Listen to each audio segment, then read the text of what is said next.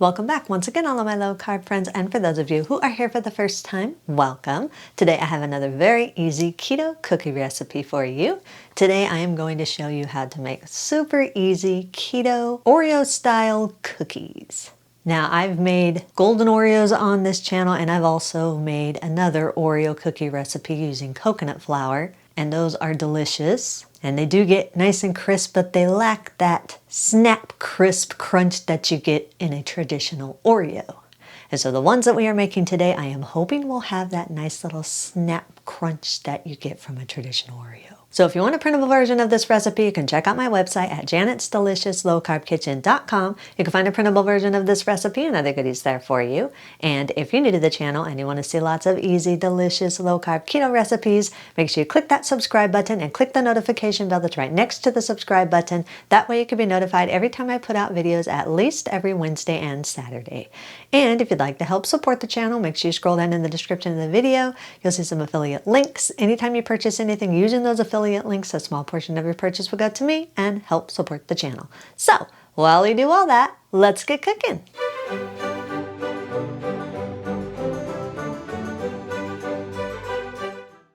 Preheat your oven to 350 degrees. Line a large baking sheet with parchment paper or a silicone baking mat and set it aside.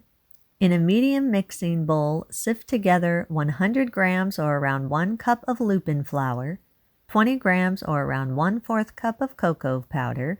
If you want these to have the more darker color that traditional Oreos have, you can substitute the cocoa powder for 3 tablespoons of regular cocoa powder and about 1 to 2 tablespoons of black cocoa powder. Add a 1/4 teaspoon of baking soda. Now, you want to use baking soda, not baking powder for this. The baking soda is one of the key ingredients to help your cookies crisp up. Baking powder makes your baked goods have a little bit more of a cakey texture. We don't want that in these. We want a nice, crisp, snappy cookie. Add 1/4 teaspoon of salt. Sift the dry ingredients all together until there are no lumps, then set it aside. In a large mixer bowl, combine 5 tablespoons of room temperature butter that's slightly softened. You do not want this melted in any way. Add 100 grams or around a 1/2 cup of granulated monk fruit sweetener or any other erythritol-based sweetener. You do want this to have an erythritol base because erythritol, once it's baked and cooled, it becomes crisp. So this will help your cookie become crispy and have that snappy, crispy texture. If you use any other sweetener that's not erythritol based, it may not crisp up as well. You can try it and see if it does, but I know for a fact that erythritol-based sweeteners crisp up more than most sweeteners. Add 1 teaspoon of vanilla extract. Beat on low for about 10 seconds or so, just until the butter starts breaking up a little bit. Then increase your speed to medium and beat on medium for about 1 minute or until the mixture is creamy. Scrape down the sides of the bowl, then turn your mixer onto low and gradually add the dry ingredients to your wet ingredients. Make sure you just do this a little bit at a time and allow it to beat in after each addition of the dry ingredients. You want to have a nice smooth texture. Once the dry ingredients are fully added, increase your speed to medium-low and beat on medium-low for about 30 seconds or until the mixture is crumbly. If you need to, you can stop and scrape down the sides of your bowl. You want to make sure that everything gets fully combined. Add 1 large cold egg. I know I usually always tell you guys everything room temperature, and normally you do need room temperature, but in this case, you need a cold egg because you want your dough to be very firm. Beat the egg in on medium-low for about 30 seconds or so, or until a thick dough begins to form and come together in a ball at the bottom of your mixing bowl.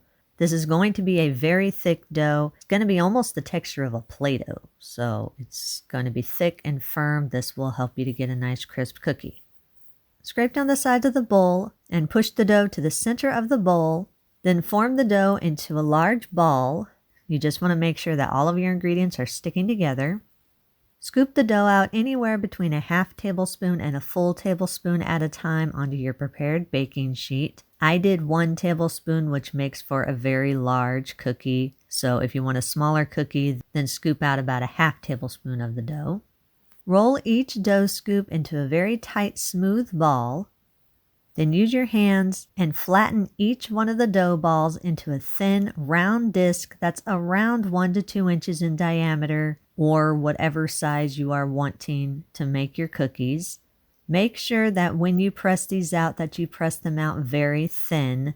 The thinner your cookies are pressed, the more they're going to crisp up. I pressed mine out anywhere from 1/8 to 1/4 inch thick, somewhere around in there.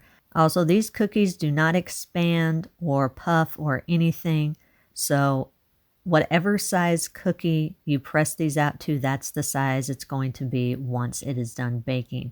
I made mine about 2 inches in diameter, which, as I said, makes a big cookie.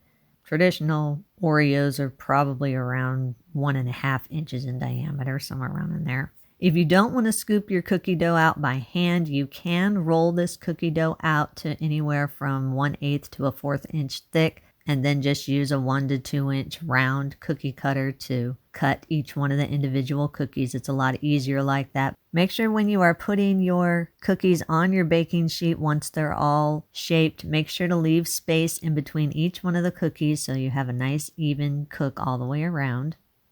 Place them in your preheated oven and bake at 350 degrees for 10 to 12 minutes or until the cookies are firm. Your cook times are going to vary a little bit depending on how big and how thick you made your cookies. After your cookies are done baking, remove them from the oven. They will not be completely crisp yet, but they will crisp up as they cool. So allow them to cool on the pan for about 10 minutes or until they start crisping up a little bit. After 10 minutes, transfer the cookies to a wire rack and allow them to cool completely before applying the filling. I let mine cool for at least 30 minutes. That way they can be fully cooled and they will have time to completely crisp up so you have that crunchy, crisp texture of a cookie. Now, if you want a really quick filling, you can just buy some keto frosting from the store and put it in your refrigerator overnight so it firms and hardens. But if you're wanting to make your own filling, beat together 1/4 cup of softened butter, 125 grams or around 1 cup of powdered sweetener. I use powdered monk fruit allulose blend, and a 1/2 tablespoon of vanilla extract until it is completely smooth. If you want a thicker filling, you can just add a little bit more of the powdered sweetener. If you want a thinner filling, then just add very small amounts of coconut milk or the milk of your choice until you get the desired consistency. Once your cookies have crisped up completely, turn half of your cookies upside down so the flat side is on top. Pipe or spread 1 to 1.5 tablespoons or your desired amount of filling into the center of each one of the upside down cookies. I like a lot of cream and my cookies are larger than traditional Oreos, so I use 1.5 tablespoons of the filling. Make sure when you are piping or spreading the filling that you leave space around the edges so that the cream doesn't completely ooze out the sides. Then top the filling with a plain cookie and very gently press the cookies together so that they seal around the cream. Don't push too much because you don't want the cream to ooze out. All right, we are here with my yummy looking Oreo sandwich cookie, whatever you want to call it. Now, as I already said, you can make these as big or as small as you want to. As you can see, these are way bigger than a traditional Oreo. You can also change or adjust the filling according to your personal taste. If you don't want just the vanilla filling, you can add different extracts and make it different flavorings. You can also use my peanut butter cookie filling. That is all up to you, what you want. But most importantly, of course, is how this tastes. And does it have the snap crunch that I am looking for that a traditional Oreo has? I have a feeling this is going to be messy because I got a lot of cream in there. It's all good.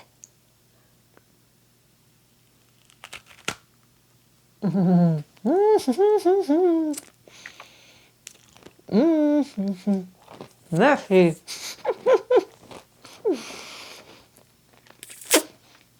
Put a little too much cream in there. But hear that? You hear that crunch? Yes. Other than the fact that I put a lot of cream on there and it's oozing all over the place, which I don't mind because I like double stuffed. But did you hear that crunchy snap when I bit into that? That is what I was missing from the coconut flour ones. There's never really going to be anything that tastes exactly like Oreos, but this is a great substitute. Very good. Thumbs up. Yes, listen for the snap. You can eat these immediately. If you do have any leftovers, store them in an airtight container at room temperature for up to 3 days, or store them in an airtight container in your refrigerator for up to 5 days. Otherwise, eat and enjoy. And that's our recipe of the day. I hope you enjoyed it. If you did and you want to see more videos like this, make sure you click that thumbs up like button, click that subscribe button, leave me a comment if you want to. Let me know if there's any recipes that you'd like to learn how to make, and I'll do what I can to get those out there for you. And as always, keep cooking.